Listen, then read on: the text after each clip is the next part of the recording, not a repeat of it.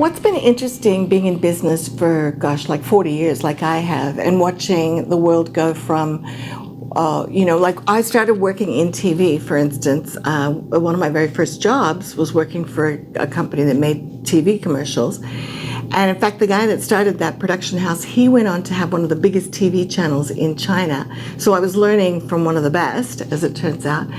And then watching at the time when I was a kid, what was really big was the Sonny and Cher show and Donny and Marie. So people like the Osmonds and the Jackson 5 became huge international best-selling brands because of their exposure on TV. I mean, think about all the brands that were suddenly household names because they got onto the Ed Sullivan Show, right?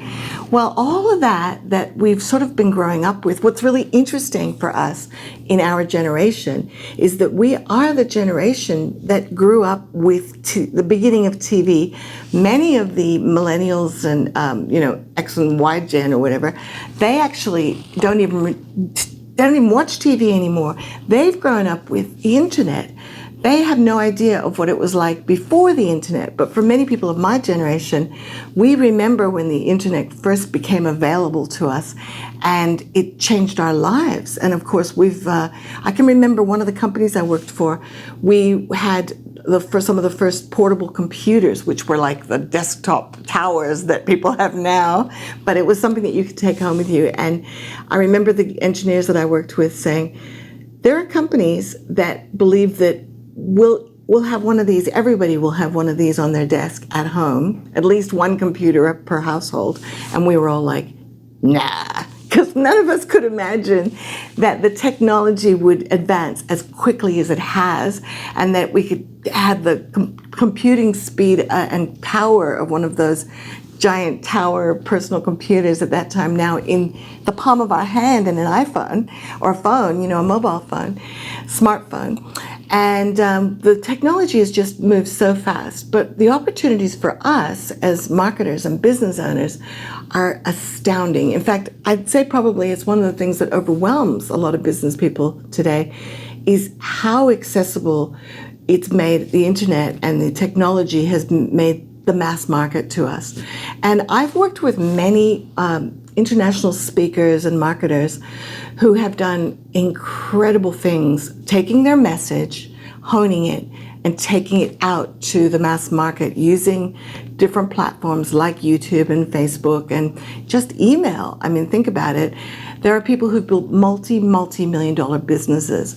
To give you some examples, I have a friend in Australia who is making around $100 million a year right now. He just focuses on advertising to bring in people who are looking for business opportunities, and then he markets highly productive, like people who are very good at selling their products.